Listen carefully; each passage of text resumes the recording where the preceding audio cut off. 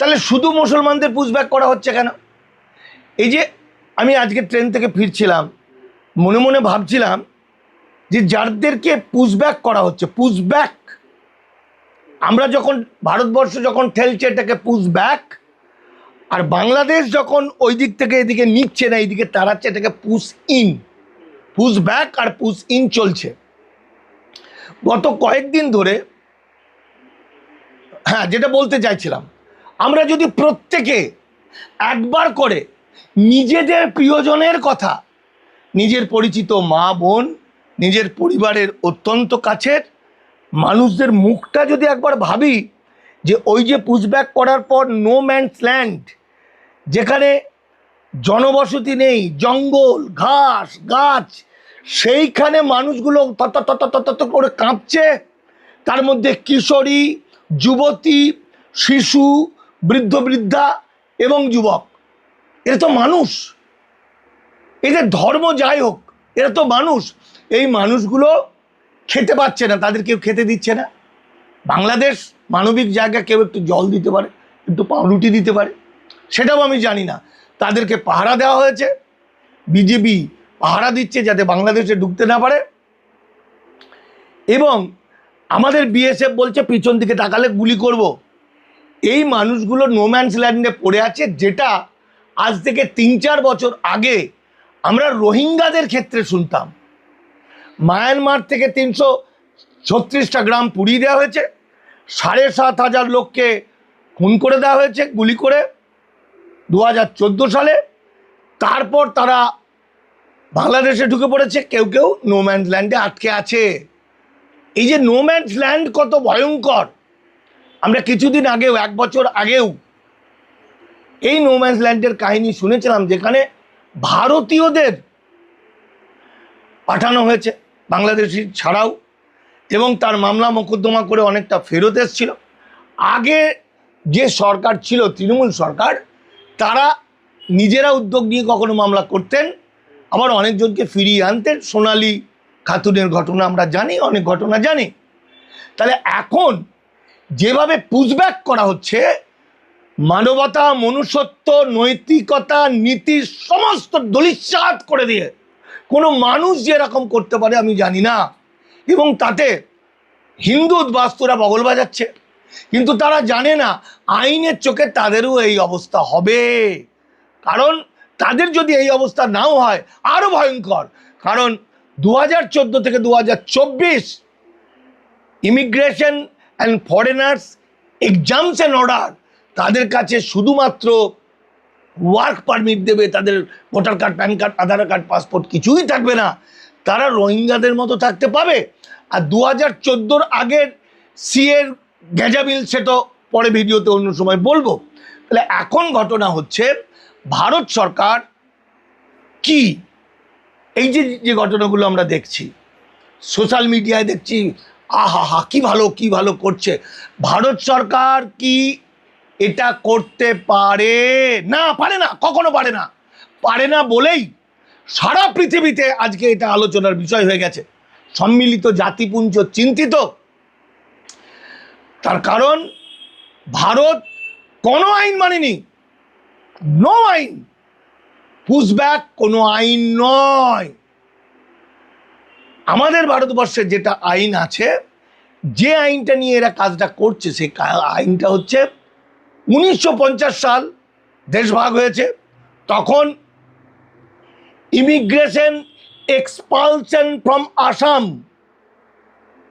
1950, সেই অ্যাক্ট অনুযায়ী, যদিও সেই আইনটা সারা ভারতের ক্ষেত্রে প্রয়োগ হবে, কিন্তু ভারত সরকারকে সেই রাজ্যের ক্ষেত্রে কোনো নোটিফিকেশন করতে হবে।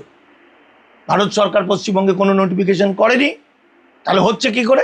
সেকেন্ড থিং, যদি নোটিফিকেশনও করে, তাহলেও ওটা একটা আইন, তার মানে জুডিশিয়ারি, তার মানে ওটা আদালত। ক্লিয়ার? কোনো আমলা, কোনো পুলিশ অফিসার, কোনো আমলা কামলা পুলিশও দেখে দিতে পারে না। তার কারণ এটা, এই যে দেখে দেওয়া, কে ভারতীয় কে ভারতীয় নয়, কারো গায়ে তো লেখা থাকে না। সবাই তো বাংলা ভাষায় কথা বলছে, তাই তো? মানবতার কথা বাদই দিলাম, আমি আইনের কথা বলছি। তা যদি হয় তাহলে আদালত ঠিক করবে। আদালতে মানুষের, আমাদের সংবিধান, এই যে বলছে সংবিধান মেনে করা হচ্ছে না, সংবিধানের 21 নম্বর আর্টিকেলে বলা হয়েছে ন্যাচারাল, আমাদের ন্যাচারাল জাস্টিসের কথা বলা হয়েছে, কথা বলার অধিকার। মামলায় সে প্রমাণ করার চেষ্টা করবে সে ভারতীয়, তাই যদি ভারতীয় না হয় তখন তার প্রত্যাবর্তন হবে। এবং এই যে natural justice, life and personal, একটা মানুষের যে অধিকার, বাঁচার অধিকার, এটা সংবিধানের 21 নম্বর আর্টিকেলে আছে। সেই জায়গা থেকে সম্পূর্ণভাবে সংবিধানকে ভায়োলেট করে অন্যায়ভাবে মানুষকে পুশব্যাক করা হচ্ছে। এবং এই যে সিঙ্গুর নন্দীগ্রাম আন্দোলন থেকে হিন্দু মুসলমানের যে একত্রতা, একসঙ্গে আন্দোলন করা, এই এই এই বিগত সরকার ওটাকে ভুলিয়ে দেওয়ার ফলে নানা কৌশলে, জ্ঞানত অজ্ঞানত মানুষ, আমরা কেউ কিন্তু বাকি বিধায়ক যাদের কাছে ফোন যাচ্ছে, যারা আজকে গেটওয়ে হোটেলে মিটিং করেছেন, আমি তাদের অনুরোধ করব, আমরা কেউ নির্দল জিতে আসিনি। একজন 70 বয়সী ভদ্রমহিলা, 70 বছর বয়সী, তাকে খাটিয়ে ছুটিয়ে তার ছবি দিয়ে তার প্রচার করিয়ে তারপরে আমরা এসছি এখানে। ফলে একটা লোকের বিবেক বলে কিছু থাকা উচিত। দলকে যদি কোনো সাজেশন থাকে, দলকে ঢেলে সাজানোর সুযোগটা দিন নেত্রীকে। তার আগে এইসব লোকের পাল্লায় পড়বেন না, এরা শুধু নিজেদের স্বার্থ জানে। সে তো যারা গেটওয়েতে গেছে তারা বলতে পারে, আমি অত কিছু জানি না। খেলা চলছে বলছে, দল ভাঙানোর কোনো খেলা চলছে হতে পারে, কিন্তু এই যে দল ভাঙানোর খেলা চলা বা এই যে আপনি যে প্রশ্ন করছেন, তার জন্য আপনার প্রশ্নের উত্তরে বলি, এর জন্য আমি বিজেপিকে আগে বেশি দোষ দিতে যাব না।